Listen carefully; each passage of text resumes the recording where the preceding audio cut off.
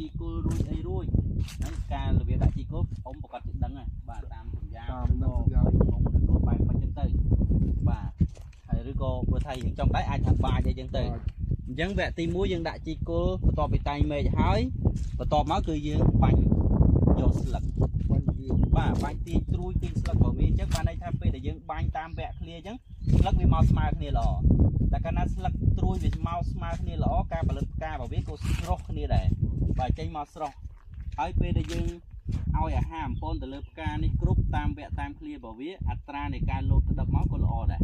បាទហើយគូផ្សំជាមួយនឹងយើងចេះមើលជំងឺទៀតណាបាទជំងឺហើយនឹងសត្វល្អិតបើពេលដែលយើងព្យាបាលជំងឺត្រូវបាញ់ថ្នាំសត្វល្អិតត្រូវបានតែយើងថែស្លឹកថែផ្ការបស់យើងថែក្តឹបរបស់យើងបានទាំងអស់អញ្ចឹងអត្រាប្រមូលផលរបស់យើងវានឹង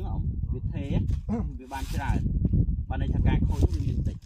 ហ្នឹងក្នុងការធ្វើអ៊ំប្រកប